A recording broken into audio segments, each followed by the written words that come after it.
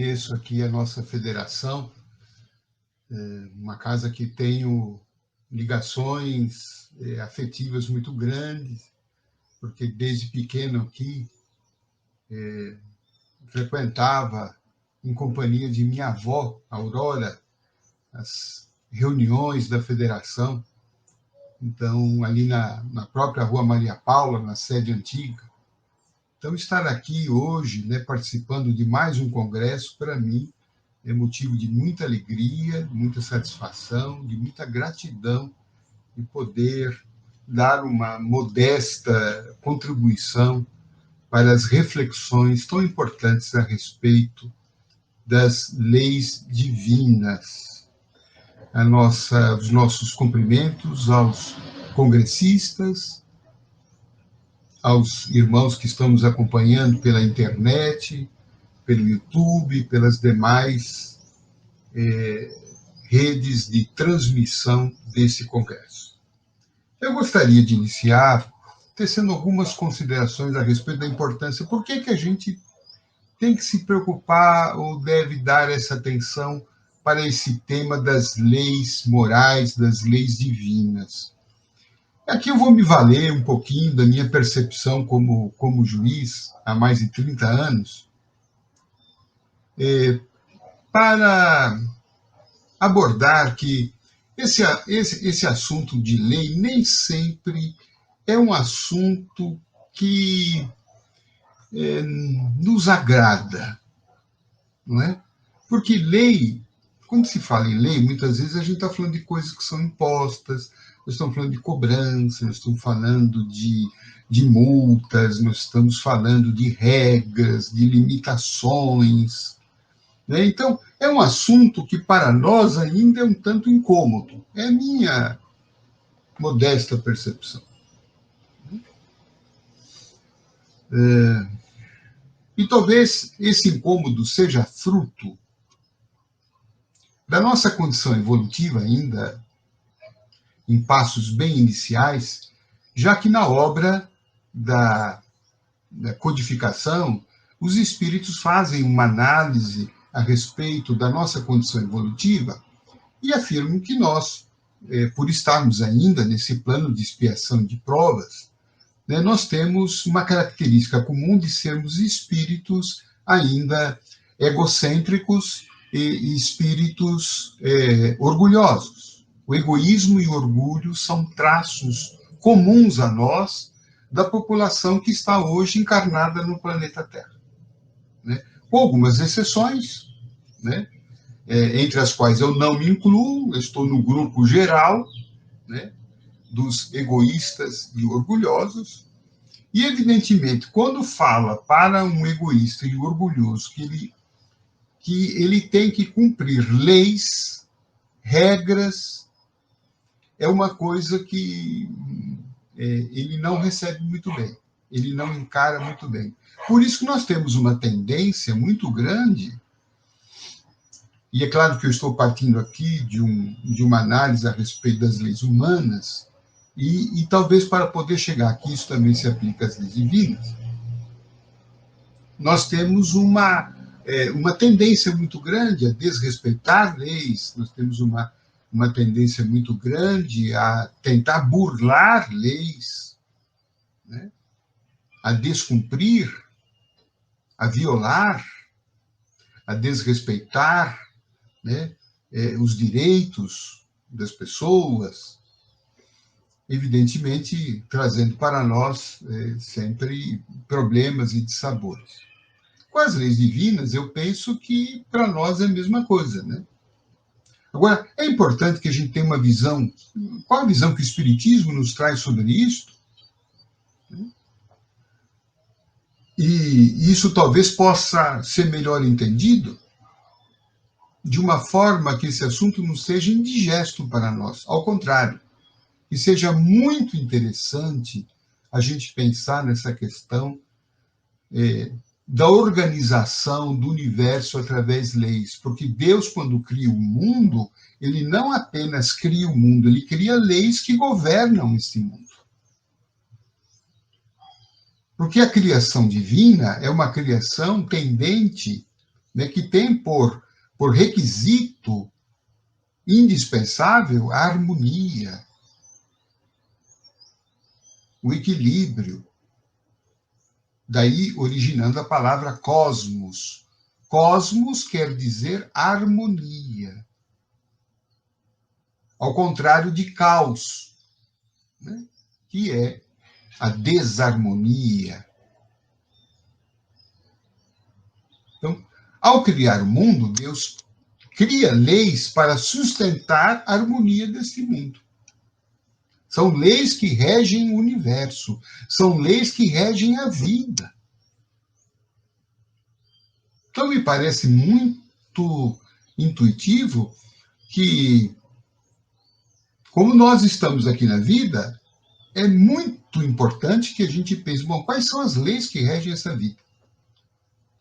Da mesma forma que se eu vou fazer uma viagem para um país estrangeiro, e lá vou querer, por exemplo, dirigir nesse país, ou alugar um carro, eu preciso saber quais são as leis de trânsito desse país,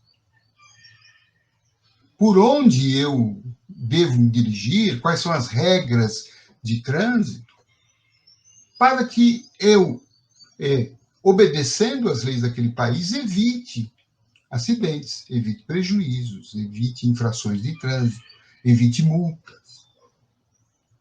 Então, a finalidade da lei nunca é punitiva, né?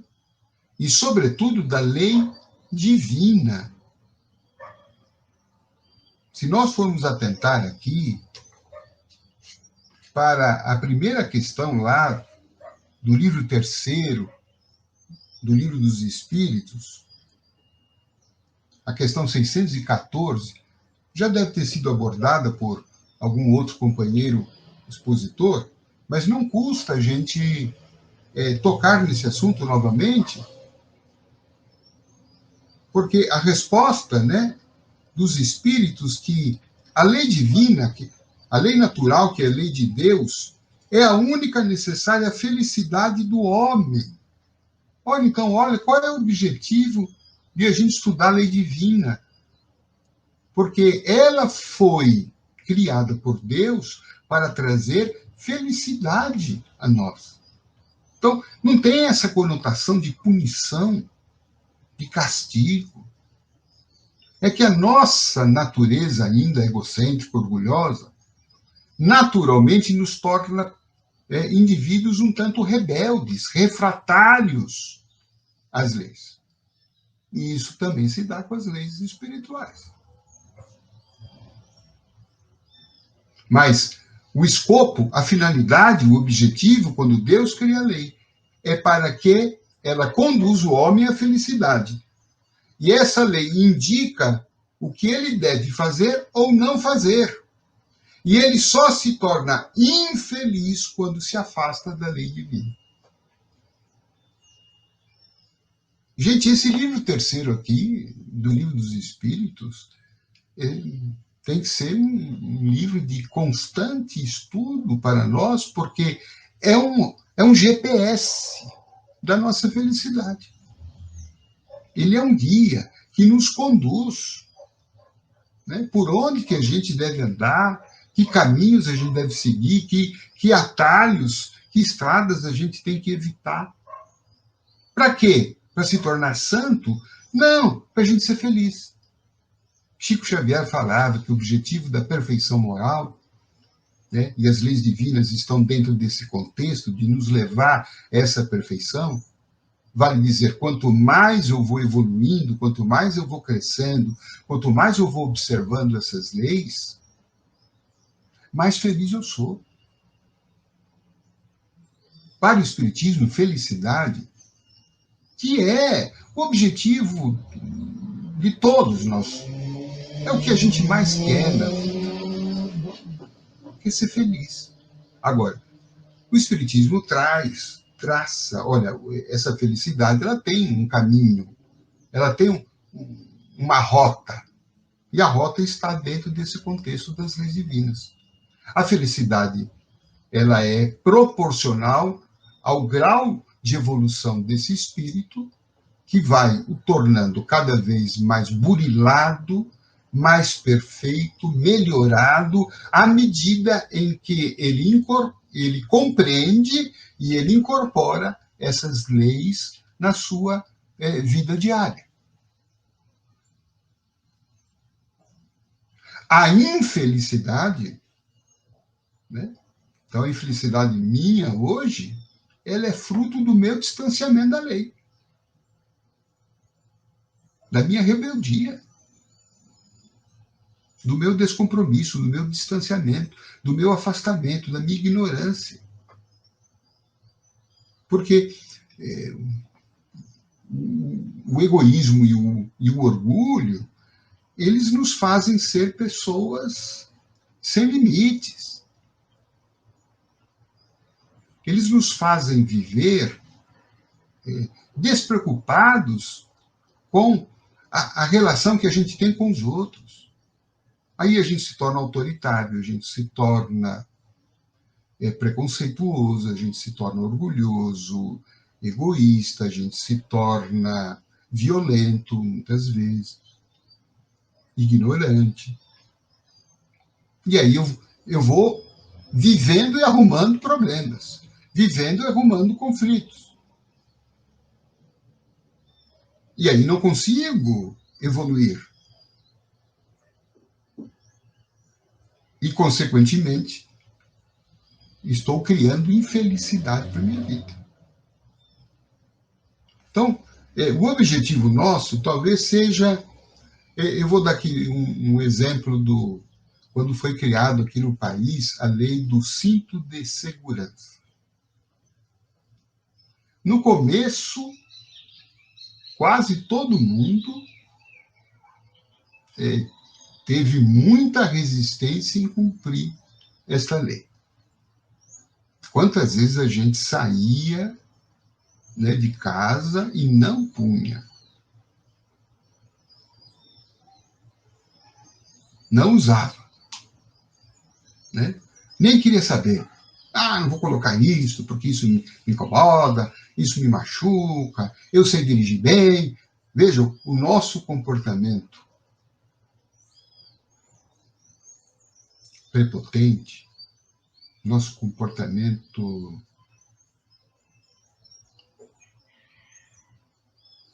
equivocado. Aí começamos, no longo do caminho, a tomar multa. Né? E aí nós passamos por um segundo estágio. Eu vou usar o cinto de segurança, não porque eu estou convencido que ele é bom para mim, mas porque se eu não usar, eu vou tomar multa. Não foi assim um estágio que a gente passou? Pelo menos eu passei assim.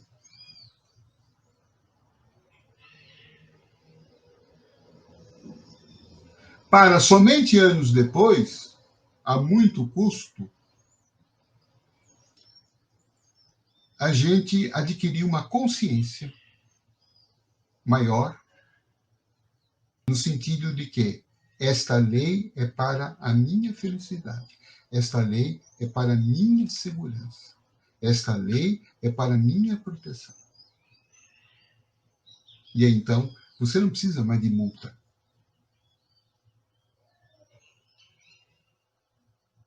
Não é? A gente já adquiriu a consciência. Então, queira Deus que as reflexões nossas desse congresso, nossas, eu quero dizer, de todo o congresso, possam expandir a nossa consciência.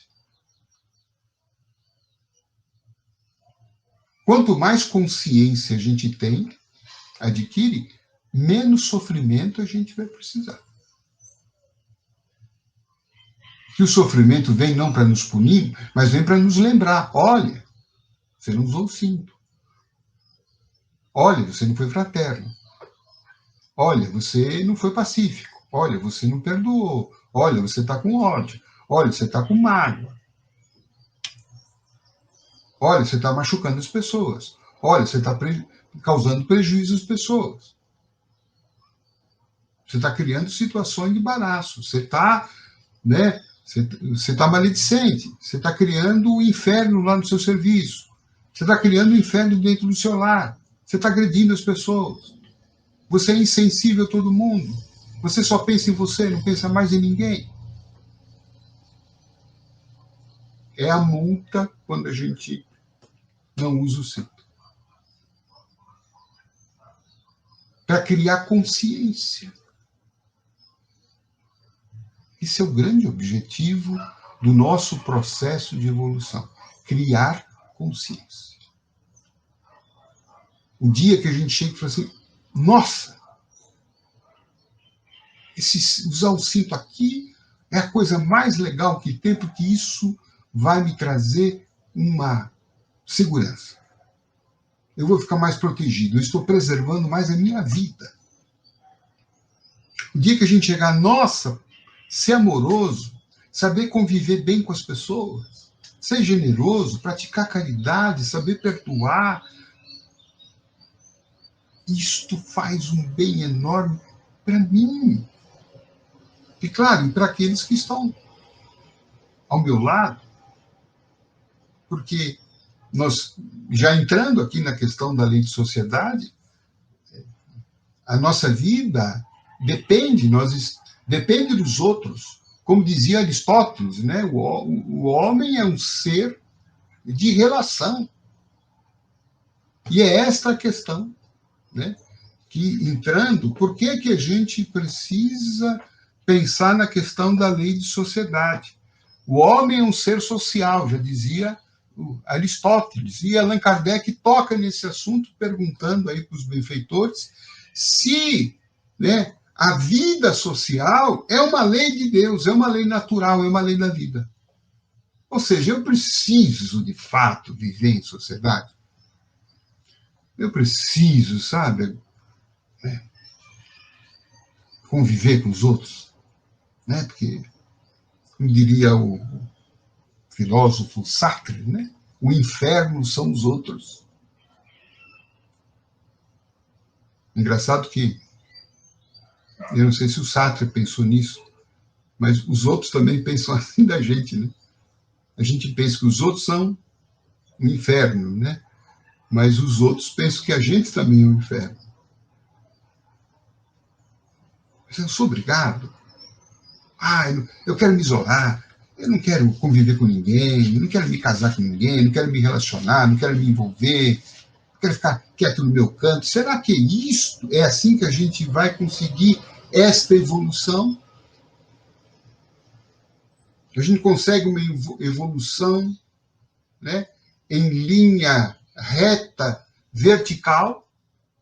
No fundo, Allan Kardec queria saber isso. E os espíritos foram categóricos. Certamente que a vida social é natural, é uma lei de Deus, é uma lei divina. Deus fez o homem para viver em sociedade.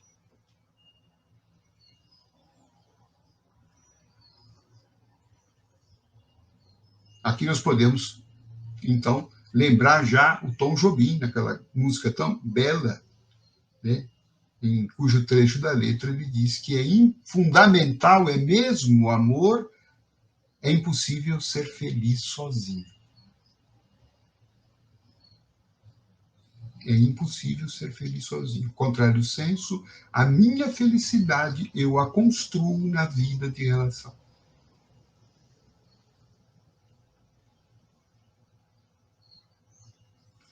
E os espíritos dão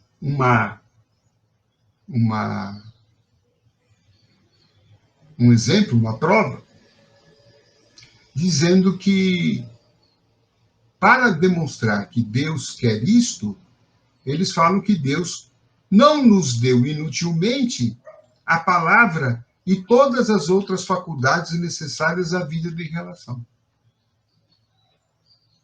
Então, por que Deus nos deu, né, a palavra? Por que Deus nos deu a visão? Deus nos deu a audição? Para que a gente pudesse, então, o quê? Se relacionar. Construir relacionamentos. E aí, então, já surge, né, uma primeira reflexão. Se Deus nos diz que nós precisamos da vida em sociedade, nós precisamos nos relacionar, isso quer dizer que nós precisamos do outro. Ninguém é autossuficiente.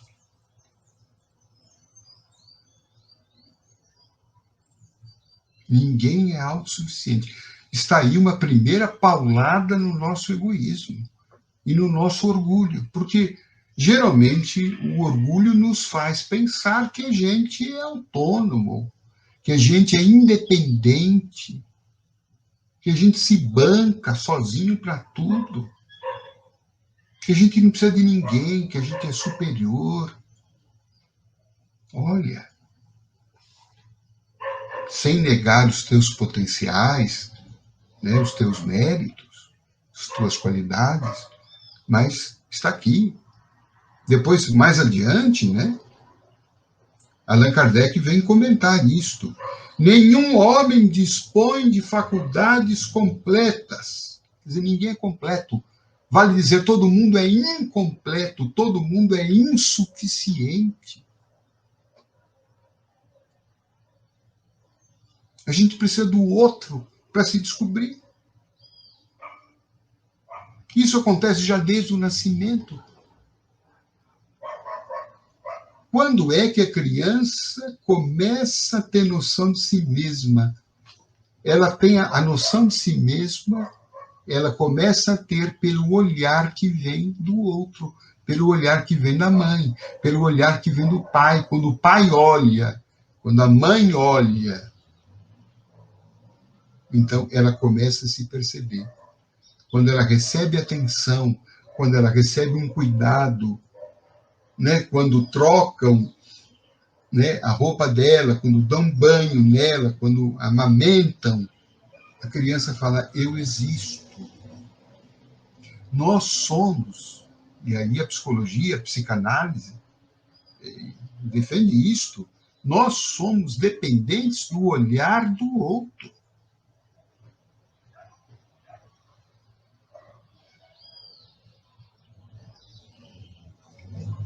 A vida isolada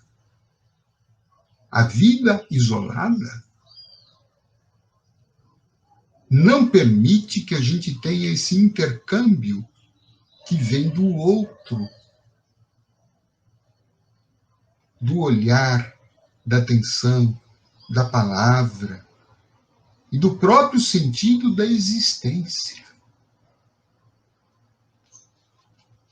Do próprio sentido da existência. E essa necessidade do outro, ela não é apenas durante a vida infantil. Embora seja muito mais acentuada na vida infantil, porque aí é uma dependência, inclusive física, né? Até 1 ano a criança não faz quase nada. Ela é 100% dependente dos seus cuidadores. Mas não é só uma dependência física, é uma dependência afetiva.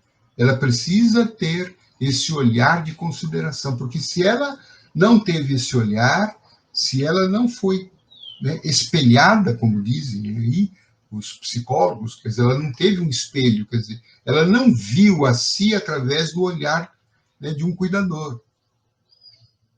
Se ela ficou apenas, por exemplo, sendo cuidada por profissionais, pessoas que não deram afeto, essa criança vai ter uma dificuldade muito grande no desenvolvimento da sua autoestima. Ela vai para a vida adulta com rombos, né? Com buracos existenciais.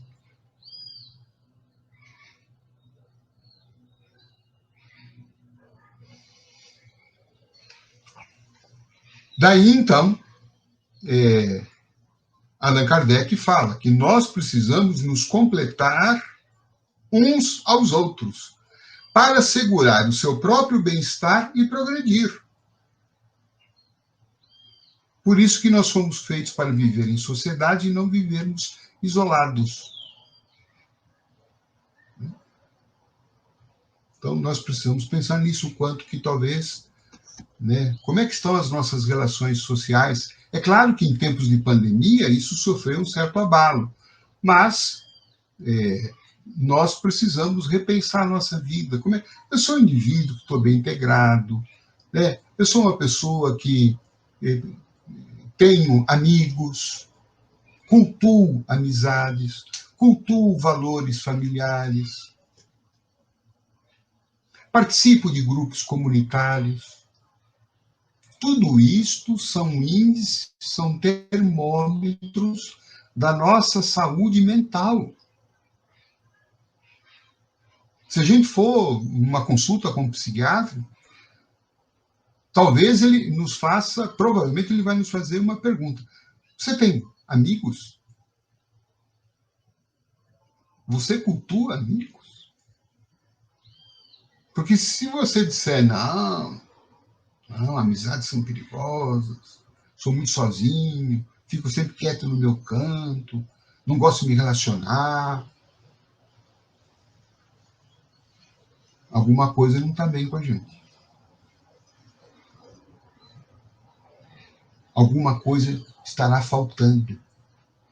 E a gente precisa, né, desse intercâmbio com o outro. Veja que muitos transtornos, né, de humor, como, por exemplo, a depressão, elas costumam levar a gente para o isolamento. Muitas pessoas com ideias suicidas, elas vão buscar o isolamento. E aí a gente começa a ver o histórico delas, percebe que, né, momentos antes, dias, semanas, meses, ela estava isolada, ela estava reclusa. Né? Porque o perigo de a gente viver isolado é a gente conviver apenas com a nossa ideia, conviver apenas com o nosso ego, conviver apenas com as nossas ideias, muitas vezes ideias negativas, pessimistas, depreciativas, melancólicas, doentias. O espírito Calderaro, por exemplo, através de Chico Xavier, ele diz que toda doença começa com uma ideia doente. E muitas vezes essa ideia doente, né, quando o autor desse pensamento doentio, ele está isolado, ele não quer conversa, ele não quer intercâmbio, ele não quer amigos, ele não quer participar, ele não quer sair de casa, ele não quer ir à igreja, ele não quer ir ao centro, ele não quer ir à escola, né? Ele vive trancado no mundo dele, no quarto dele. A tendência é que essas ideias doentias elas cresçam, explodam e se convertem em doenças físicas, e muitas vezes as ideias suicidas também começam a ganhar corpo, né, e influência, inclusive, de espíritos infelizes que vão endossando, que vão amplificando essas ideias, né, suicidas, e que acabam, infelizmente, muitas vezes se concretizando. Então, um grande elemento para a nossa saúde mental é viva em família, cultue, faça amigos, né? Converse com seus amigos, esteja com eles, participe de grupos comunitários, né? Participe lá, se você é espírita aqui, procure se integrar no seu centro espírita, não vá apenas à sessão ali para tomar um passe, o espiritismo é muito mais do que isso. Participe, atue, né? Porque esses amigos somam a nós, e é isso que os espíritos estão dizendo aqui para nós. Outro aspecto aqui para a nossa reflexão,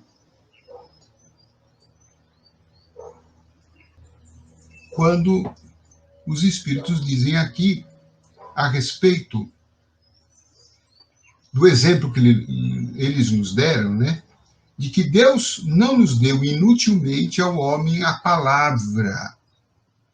Quer dizer, a palavra ela é construtora das nossas relações sociais. Não só a palavra, como, né, a audição, a visão e o tato. Porque é isso que os espíritos falam, né? O homem, Deus deu ao homem a palavra e todas as faculdades necessárias à vida de relação. Então, eu incluiria aqui, então, a visão, a audição e o tato, o contato. Ora, se os espíritos dizem aqui que Deus nos deu, então, esses sentidos para as nossas relações, cabe-nos, então, a pergunta, pelo menos uma pergunta que eu me fiz é: como eu estou usando a palavra? Estou usando a palavra para construir, para bem me relacionar, ou estou usando a palavra para destruir? Estou usando a palavra para minar as relações, para agredir, para ferir. Como está a minha palavra? Nós não podemos esquecer que Deus criou o mundo através da palavra. Então, a palavra é criadora. Então, o que é que eu estou criando com as minhas palavras? Em relação a mim, em relação às minhas relações. As pessoas com as quais eu convivo, com as quais eu tenho contato. Sobretudo, as palavras, por exemplo, dentro do lar. As palavras dentro do lar.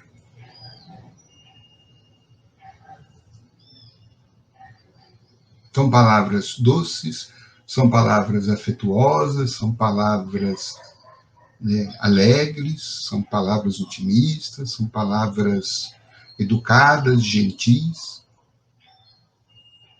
Nós espíritas aqui temos uma lembrança do depoimento de Irmão Jacó, no livro Voltei, psicografia de Chico Xavier, no qual esse irmão Jacó, que foi um valoroso trabalhador da doutrina espírita no Brasil, foi integrante da Federação Espírita Brasileira, um homem trabalhador com imensa folha de serviços prestada à doutrina. Ele, quando desencarna, ele percebe que no mundo espiritual ele se vê sem luz.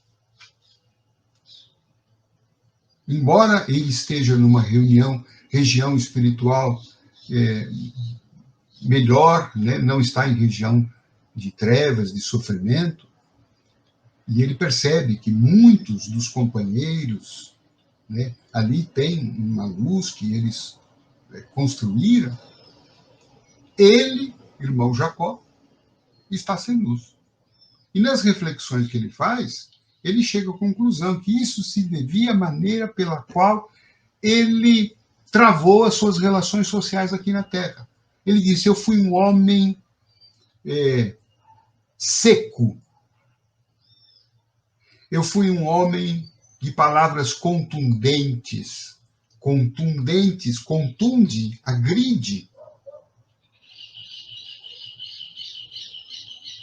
Eu fui muito inflexível. Eu fui duro. Eu não soube ser doce, ele disse. Então veja que interessante. A maneira com a qual ele lidava com as pessoas foi um problema para ele. Ele chegou no mundo espiritual sem luz nenhuma. Então, uma reflexão que nós devemos pegar para nós. Como é que eu estou falando, Será que as pessoas gostam da minha maneira de falar? Porque, às vezes, até para falar a verdade, nós precisamos ter uma cautela muito grande. Chico Xavier falava que Emmanuel dizia que nós não podemos pegar a verdade, ainda que ela seja um diamante, mas se a gente esfregar esse diamante na cara das pessoas, vai machucar. E esse machucar, ele complica as minhas relações afetivas. As pessoas vão me evitar, as pessoas vão se distanciar, as pessoas vão ficar com ódio de mim, vão ficar com raiva, vão ficar com mágoa, porque muitas vezes a palavra machuca, a palavra agride. E aí eu acabo entrando na questão do distanciamento, do isolamento, né? Que todo mundo me evita. Por que será, né? Será que as pessoas que são tão chatas, ou o meu comportamento está mais para espinho do que para flor? Precisamos pensar nisso. Não só a palavra, mas como está na questão do Livro dos Espíritos, a maneira como a gente ouve, né? Será que a gente ouve as pessoas? Deus nos deu o sentido da audição para que a gente também possa ouvir, entender, compreender. Rubem Alves, o grande poeta, diz que se ele tivesse de fazer um curso hoje, ele não seria um curso de oratória, mas seria um curso de escutatória, porque hoje todo mundo quer falar, pouca gente quer ouvir. Nós estamos numa sociedade, todo mundo quer falar, quer expor. Não deixa de ser bom, mas tem que ter a contrapartida. Eu preciso também ouvir. E ouvir não só com, né, o aparelho auditivo, mas ouvir também com interesse, com a alma, para poder entender o mundo do outro. E isto, vocês percebem, gente, que no fundo, o que a gente está trabalhando? A gente está trabalhando o nosso egoísmo. Porque o que está aqui nas questões também do Livro dos Espíritos é que a vida em sociedade vai trabalhar o nosso egoísmo. Vai nos obrigar a abrir espaço da nossa vida para o outro. E não viver exclusivamente para si, pensando só em si, tentando atender só as próprias, né, necessidades, despreocupado totalmente das necessidades do outro. Mal sabendo que, muitas vezes, ao nos abrirmos para os outros, nós estamos curando a nós mesmos. Quantas vezes, né, nos trabalhos espíritas, nos trabalhos de ação social, nos trabalhos da caridade, no fundo, nós estamos fazendo mais caridade para nós do que para os outros. Porque nesta ligação, nesse olhar para o outro, quando a gente volta diferente. Porque, geralmente, quando nós estamos, né, nas faixas do egoísmo e do orgulho, nós estamos numa faixa muito de revolta, de inconformação, de insatisfação.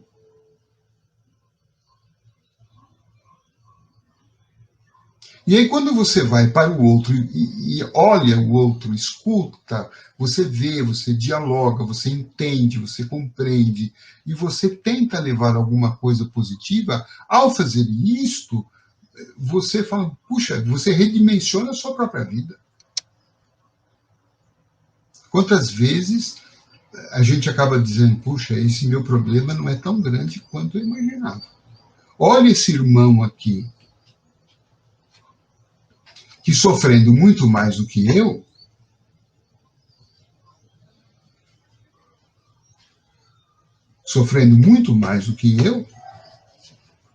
reclama menos,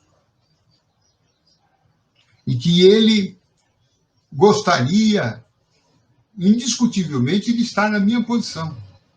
Então, muitas vezes eu voltei, né, dessas tarefas e volto dessas tarefas, né, menos insatisfeito, mais contente com a minha vida. Uma vez eu perguntei para um irmão de rua, nos trabalhos ali, de socorro a esses queridos companheiros, estávamos ali levando alguma alimentação, e nós perguntamos a um deles, o que para você seria a maior felicidade? E ele disse assim para mim, a minha maior felicidade hoje era ter um banheiro,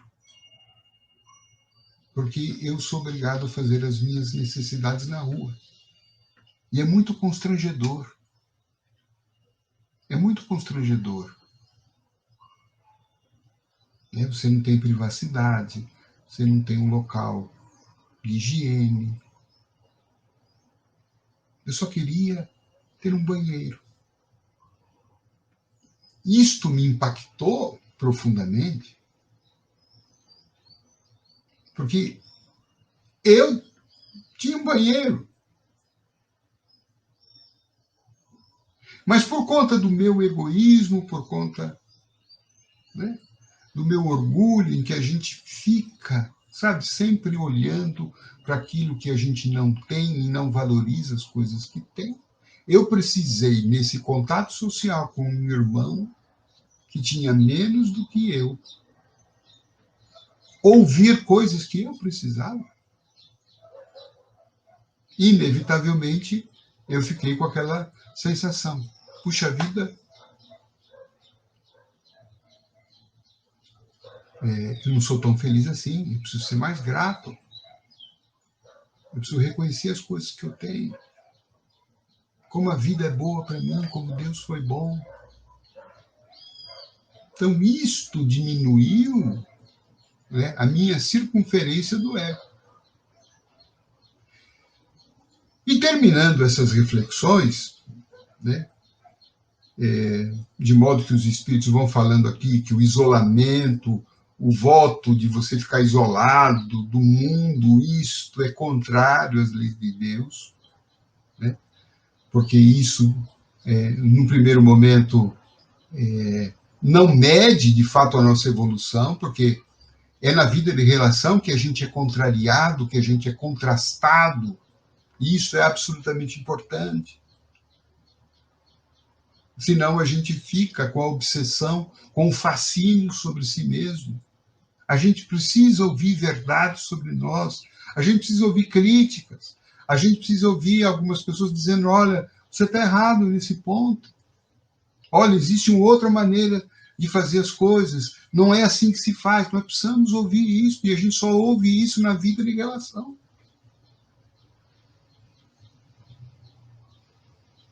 Como é que a gente vai adquirir paciência se a gente não convive com pessoas que sejam capazes de testar a nossa paciência? Como é que a gente vai desenvolver perdão se a gente não tem pessoas que, ao nosso lado, na convivência, acabam, né, nos injuriando, nos contrariando? Não adianta ficar dentro de um templo, de uma igreja, de um monastério, né? Ficar meditando 24 horas, eu perdoo, eu perdoo, eu perdoo, mas não tem ninguém que desafie e que te mostra se de fato isto é apenas uma ideia ou já é uma atitude, e isso só na vida de relação. E por isso que nesse capítulo aqui, Allan Kardec termina falando da importância dos laços de família para esse processo de desenvolvimento. Se na vida social nós temos, né, esse contraste, nós temos essa possibilidade dessa interação que nos engrandece, que nos enriquece, na vida familiar, então, isso fica muito mais intensificado. O lar é um grande laboratório do nosso desenvolvimento espiritual. Por isso que dentro do lar, ao lado de pessoas, né, com as quais temos afinidade, nós vamos encontrar pessoas que são diferentes de nós. E na arquitetura da nossa reencarnação, isso muitas vezes foi planejado. Para que a gente saia, né, daqueles nossos rígidos pontos de vista, daquela velha opinião formada sobre tudo, como diz a música popular.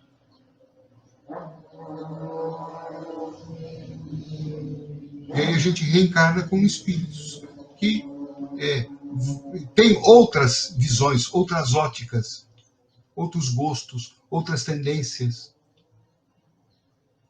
Para que desenvolva em nós o quê? A capacidade de entendimento, a capacidade de convivência, a capacidade de respeito. Né? A gente ora pela paz no mundo, pela paz mundial, mas como é que a gente desenvolve esse sentimento tão grande de paz no mundo se a gente não consegue conviver em paz com alguém que em casa pensa diferente da gente e que a gente não aceita?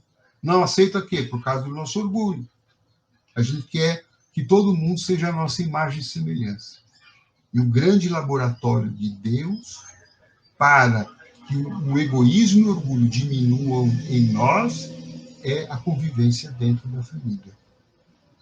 Por isso que Kardec pergunta aos espíritos de luz, né, a última pergunta aqui desse capítulo, né, qual seria para a sociedade o resultado do relaxamento dos laços de família? E a resposta foi uma recrudescência do egoísmo, quer dizer, um agravamento do egoísmo. Quando, na verdade, nós estamos precisando nos curar do egoísmo. E a cura do egoísmo significa viver em sociedade, procurar viver bem, viver em harmonia, né? Viver a vida gerando relações construtivas, respeitando o próximo, respeitando a si mesmo também, mas respeitando o próximo. Cada um é cada um tem uma visão de mundo diferente que a gente precisa respeitar, que a gente precisa aprender a conviver, entender que as pessoas têm visões, gostos diferentes, tendências diferentes, e está tudo certo. Eu não preciso aderir à tendência dela, se não me for adequada, mas eu tenho que respeitá-la. Diferenças não separam. Diferenças são saudáveis, são fundamentais para que a gente possa sair, né, dessa posição de orgulho, né, de egoísmo, e termos uma posição de mais humildade, mais tolerância, boa convivência fraterna, saudável, cooperativa, né? Nós precisamos de todos, todos precisam de nós, e é dentro desse contexto que a lei da sociedade vai se operando na nossa vida. Meus amigos, são singelas reflexões que aqui eu coloco a vocês.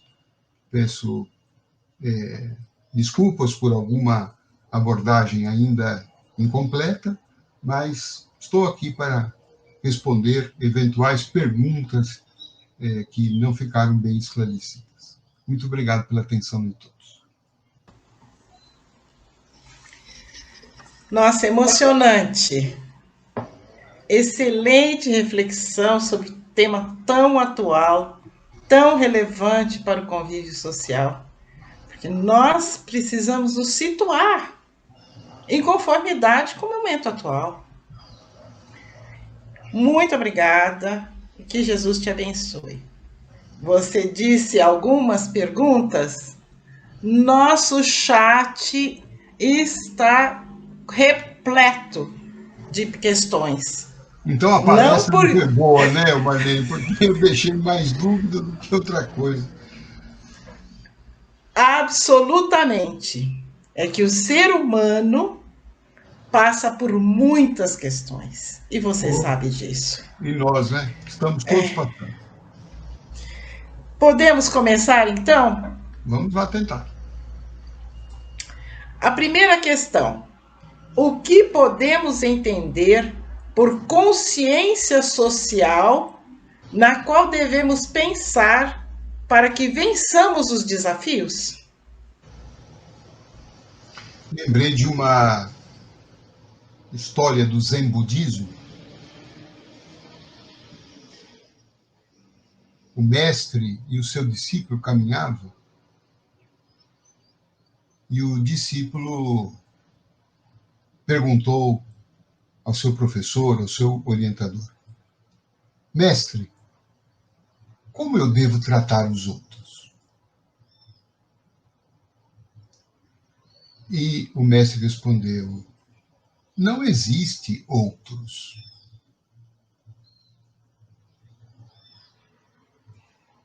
O que esse mestre quis dizer? E aí talvez venha a, a resposta, né? A questão da consciência. A nossa consciência ainda, ela é individualista.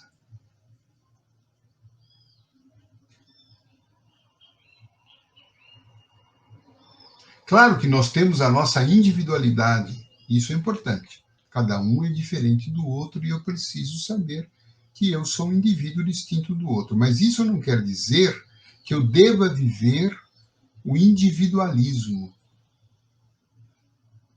Então, a minha consciência, que ora é uma consciência muito unitária, individualista do eu e de você, e de que não há nenhuma relação entre nós, que eu devo viver minha vida independentemente das consequências que os meus atos implicam em você, nós precisamos dar um salto nessa consciência.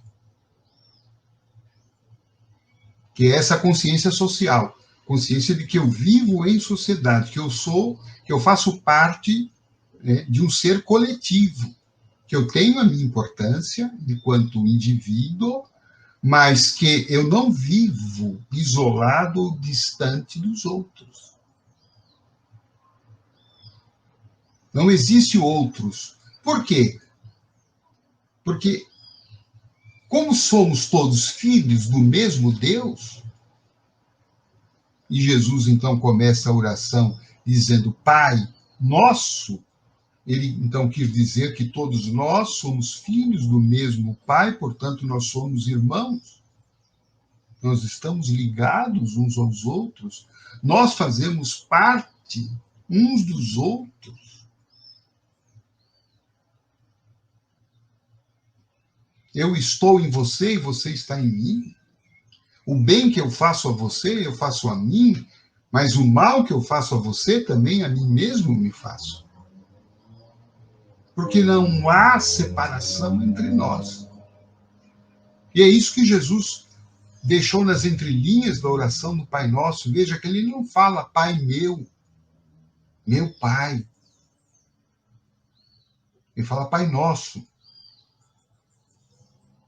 Ele fala, venha a nós o vosso reino. Ele não fala, venha a mim o teu reino. Ele não fala o pão nosso de cada dia. Ele não está falando para a gente pedir só o meu pão. Ele não fala, dai-me o pão de cada dia, dai o meu pão de cada dia. Não, dai o pão nosso. Perdoai as nossas ofensas. Não nos deixeis cair em tentação. Livra-nos do mal. Então, é a consciência coletiva. É a consciência que eu faço parte da humanidade terrestre, que eu sou um elo desta família.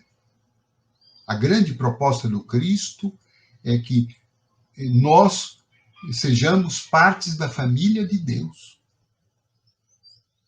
A proposta de São Francisco de Assis: vamos nos tratar como filhos da mesma mãe. Vale dizer, é a mesma proposta do Cristo. Somos irmãos.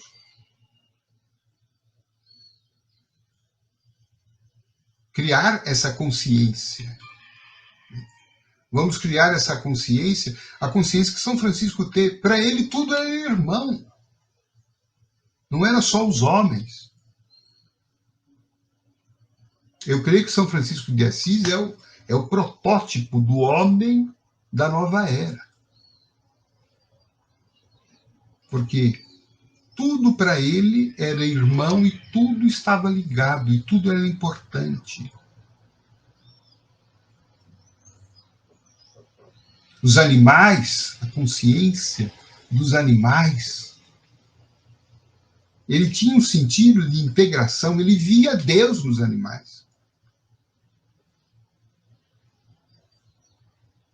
E isso era tão forte, tão intenso, que ele conversava com eles em algum nível que para nós ainda é uma coisa quase que de loucura. Chico Xavier conversava com as formigas, conversava com os animais. Chico Xavier conversava com as flores. Por quê? Porque via nelas expressões divinas. A gente ainda não adquiriu essa consciência. E vamos precisar fazer isto. Este é o convite. O Congresso é uma proposta para que a gente acelere nesse campo, para que não tenhamos que sofrer, porque, como diz aqui no Livro dos Espíritos, quanto mais a gente se afasta da lei divina, mais sofrimento. Ora, chega. O Livro dos Espíritos veio aqui para nos conduzir lucidamente pelas estradas da felicidade. E uma dessas estradas, qual é? A consciência do todo. São Francisco tinha essa consciência do todo com as pessoas, com os animais e com a natureza. São Francisco estava integrado com a natureza. Ele chamava a lua, o sol, o irmão sol, a irmã lua, a irmã neve, a irmã morte. Tudo para eles fazia parte da vida. E ele estava integrado em tudo e tudo estava integrado nele. Eu acho que esse é o grande salto que a humanidade aqui está sendo convocada a dar, e eu creio que a pandemia trouxe para nós essa grande reflexão de propostas de mudança da nossa consciência. Muito obrigada, muito obrigada, muito obrigada. Podemos mais uma questão? Vamos lá. Nosso internauta pergunta: como diferenciar o precisar dos outros de abusar dos outros? Sim, é boa pergunta, né? Nós precisamos porque somos seres incompletos, não é? Então nós precisamos, muitas vezes estamos com um problema, não estamos encontrando uma saída, pensamos, de repente a gente conversa com um amigo, o amigo nos traz uma opinião, nos aponta uma saída, e você fala, puxa vida, eu nunca pensei nisso, olha, que coisa legal. Então, esse é um nível saudável. Agora, a questão da dependência do outro não quer dizer no sentido em que eu vou inibir as minhas faculdades, eu vou inibir as minhas potencialidades, eu vou inibir o meu desejo, o meu esforço, o meu trabalho, querendo que o outro faça algo por mim. Aí é uma imaturidade psicológica, é uma dependência infantil, né, que certamente não nos conduzirá a um avanço, né? Ao contrário, né, nós ficaremos sempre com essa dependência por falta de autotrabalho, falta de autoesforço, falta de nos colocarmos no caminho a serviço do desenvolvimento dos nossos próprios potenciais.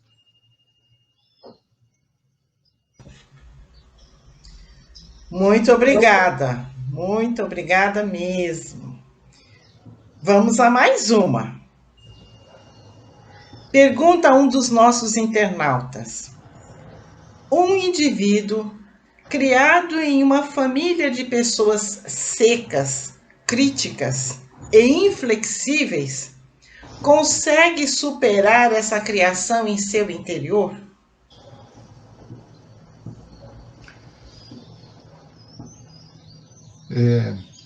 Não tenho dúvida que sim, claro, né?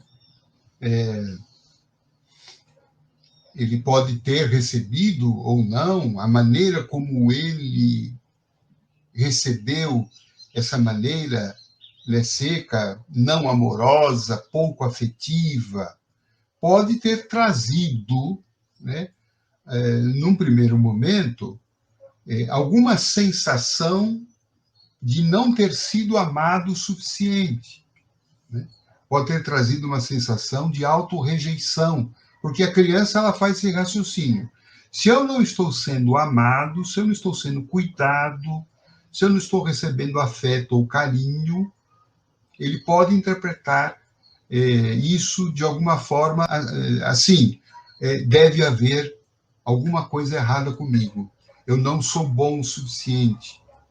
Eu não sou capaz de produzir, despertar amor nas pessoas. Ou porque isso de fato aconteceu, faltou mesmo esse afeto, faltou mesmo esse cuidado, faltou mais esse espelho, né? Quer dizer, ele não conseguiu se ver no espelho da mãe, do pai, ou dos seus cuidadores, dos seus professores. Ou ele não soube interpretar, né, o amor que foi dado de um outro jeito, de uma outra maneira. Seja lá como for, se criou em nós essa sensação de rejeição, de que a gente sente que não é capaz de provocar e despertar o amor, o olhar, a atenção do outro, tudo isso precisa ser, né, trabalhado, pode ser trabalhado, através do acolhimento dessa criança interior que ficou ferida dentro de nós. Às vezes a gente consegue fazer isso sozinho, né? A gente pode olhar e falar, não, isso foi um olhar deles, foi uma limitação deles, papai e mamãe não conseguiram expressar aquilo que eles também não tinham, ninguém dá o que não tem. Não é isso? Muitas vezes a gente está crucificando o pai e a mãe, mas eles também não tinham que dar, eles também, por sua vez, não receberam, eles não sabiam fazer isso de uma forma diferente, eles também não tiveram pais que souberam dar a eles esse tipo de coisa, não conseguiram superar isto, não conseguiram inverter. Muitas vezes a gente tem uma tendência de reproduzir comportamentos que nós fomos criados dessa forma. É uma tendência nossa, né, de repetição. Quando a gente deveria sempre, puxa vida, se eu fui criado assim, eu preciso agora fazer diferente. Mas muitas vezes a gente não faz, a gente reproduz, a gente acaba reproduzindo os mesmos comportamentos que a gente criticou os nossos pais. Aliás, na música Como Nossos Pais, Belchior, Elis Regina, já se falava isso, né? Ainda somos os mesmos e vivemos como nossos pais. Então, se a gente não foi amado, não foi bem cuidado, não foi alimentado corretamente, a gente cresce com esses buracos e, ao invés de se consertar, vai, casa, tem filho e reproduz o mesmo comportamento que a gente teve nossos pais, muitos dos quais a gente criou. Mas a doutrina espírita, né, nos traz a ideia de que nós estamos aqui na Terra para transcender, para superar, para transformar aquilo que foi desagradável, aquilo que foi uma experiência negativa, em uma experiência positiva. Puxa, não é legal ser assim. Então, eu vou modificar. sem culpar quem quer que seja, sem ficar com mágoa, mas dizer, eu cresci assim, mas a partir de hoje eu não posso mais ser refém de papai e mamãe. Eu já estou com 30, 40, 50 anos, eu não posso ficar esperando que papai e mamãe vai me dar o amor que eles deveriam ter me dado na infância. E vou terminar os meus dias aqui como uma criança carente. Estou lá com 60, 70, 80 anos, sou uma criança ainda carente. Sou ranzinza, sou chata, sou briguenta, né? Sou implicante, sou mal-humorada. Por quê? Porque faltou o amor aqui. O amor que eu fiquei esperando lá dos papai e mamãe, e por alguma razão não veio, mas um amor também que eu acabei não me trabalhando, né? Não me dando. Não cuidando de mim. Até quando a gente vai querer que os outros cuidem da gente? Claro que o afeto, né, o carinho é sempre bom. Caetano Veloso falava, né, um carinho faz bem. Ninguém vai rejeitar o carinho, mas se não vier esse carinho do outro, como é que eu fico? Como criança, mimada, independente, dependente totalmente, não trabalhando por mim, não cuidando dessa criança, não amando, não desenvolvendo a minha autoestima, o amor próprio, porque eu sou filho do amor, de Deus. Sou condenado por Deus a viver amorosamente. Mas recuso dar o amor a mim, como é que eu posso culpar papai e mamãe? Que já não são mais responsáveis por mim. Eu sou responsável por mim. E eu, muitas vezes, não estou me tratando. Não estou dando a minha atenção necessária, o valor necessário, o cuidado necessário. Transformar aquilo foi um momento, mas aquilo não me define, porque sendo eu filho de Deus, filho do amor, eu sou uma criatura amorosa, e sendo uma criatura amorosa, eu vou tentar viver com amor por mim.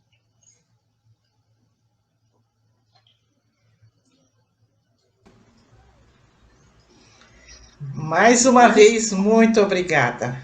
Muito obrigada. Brilhante. Vamos a mais uma. Quando devemos nos afastar de pessoas tóxicas? É válido isso? Até quando devemos suportar uma relação doentia?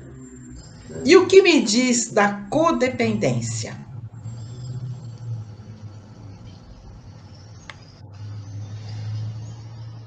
É um assunto muito interessante, que muitas vezes a gente confunde, né, com a questão do perdão. Nós precisamos sempre, aliás, a recomendação é do Cristo, do perdão incondicional, do perdoar 77 vezes. Isso não quer dizer, porém, que se eu estou numa relação que é abusiva, se é uma relação que me agride, que me faz mal, que me fere, que me machuca,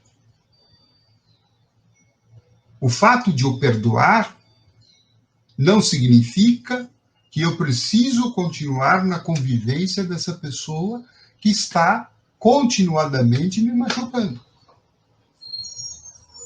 Isso seria um masoquismo injustificável que nem o Evangelho, nem a doutrina espírita endossa.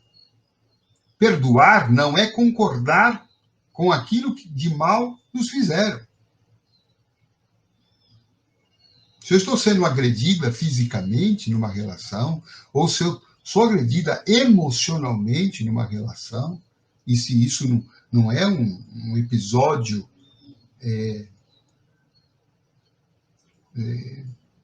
momentâneo, se é uma coisa que se repete, se é uma constância, se já se tornou uma forma crônica de tratamento, devo perdoar? Devo. Mas isso não significa que nesse perdão está uma autorização para que o outro continue a fazendo isso. Eu devo me precaver, eu devo me preservar, inclusive preservar, né, a minha integridade física e minha integridade emocional. Embora perdoando a pessoa. Embora desculpando. Mas aí o perdoar quer dizer apenas, não quero o teu mal e eu não quero continuar carregando esse fardo em mim. Eu vou viver a minha vida, preservá-la, me abstendo de ficar vulnerável a situações que estão violando a minha integridade física e emocional.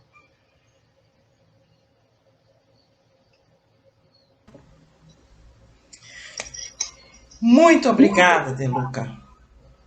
Mais uma vez, nós reiteramos o nosso agradecimento profundo pela sua participação no 10º Congresso FESP 2020, em sua primeira edição virtual, e com o nosso coração cheio de alegria e de agradecimento, nós abrimos para as suas considerações finais. Que Jesus te ilumine. Eu só queria agradecer aqui a possibilidade de estar mais uma vez aqui para participando desse congresso. Já participei, acho que dos 3 ou 4 congressos. Esse aqui é o primeiro virtual. E dizendo que, embora a gente esteja junto, sinto a falta do contato físico com todos e espero que, quem sabe, no próximo congresso da federação, se eu vier ser convidado, evidentemente, eu possa estar com os amigos aqui, para que a gente possa também ter esse contato físico, esse olho no olho, né? Trocar os abraços, apertos de mão, os olhares, né? E que isso nos revigora, nos traz paz, nos traz alegria e faz muito bem à nossa alma e ao nosso corpo também. Então, muito obrigado, um grande abraço a todos, um prazer, quero agradecer, né, a direção da federação pelo convite que nos formulou, quero agradecer a minha avó, Aurora Bruno, que me levou, né, quando eu era ainda bem pequenininho, ali na Federação Espírita, na Rua Maria Paula, tomar passes.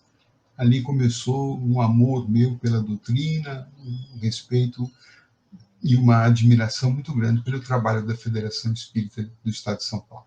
Muito obrigado a todos.